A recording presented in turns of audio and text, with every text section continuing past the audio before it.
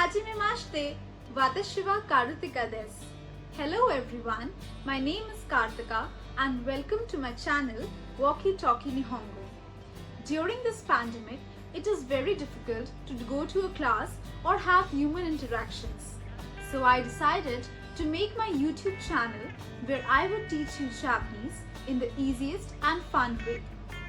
If you are someone who is not into textbooks and you like to learn while watching visuals, then you are at the right place.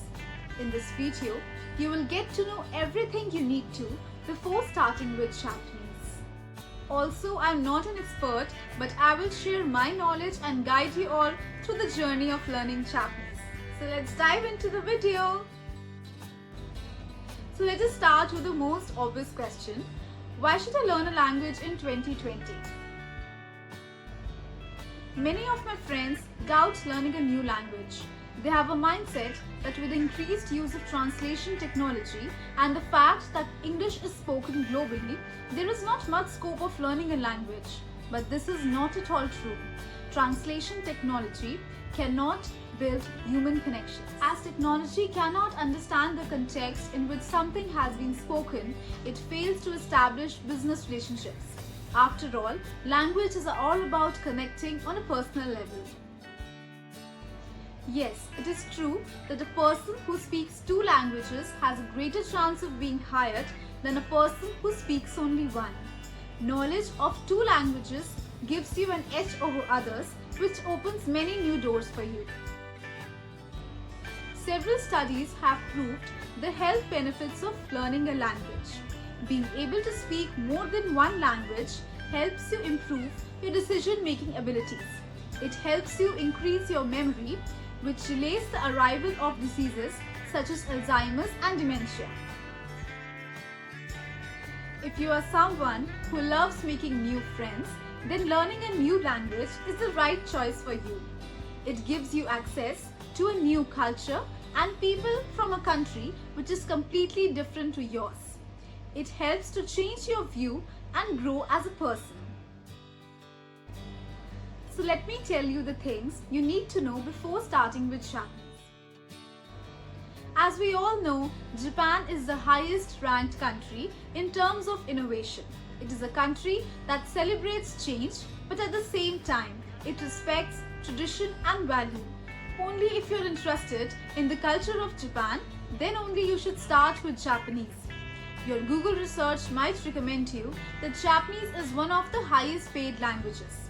But this is not a sufficient reason to make your career choice. People might demotivate you by saying that Japanese is one of the toughest languages, but it is just a myth.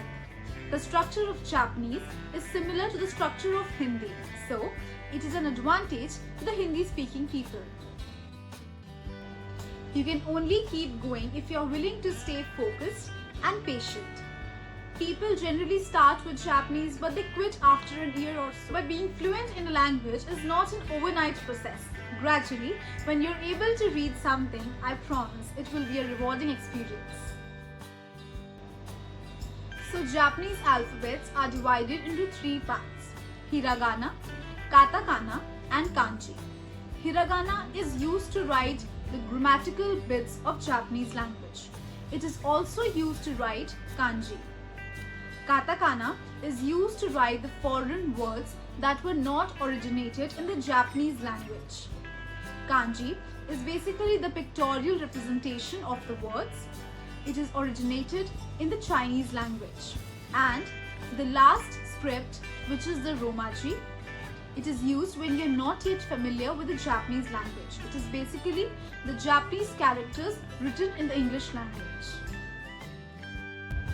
You don't need to be in Japan for learning Japanese language.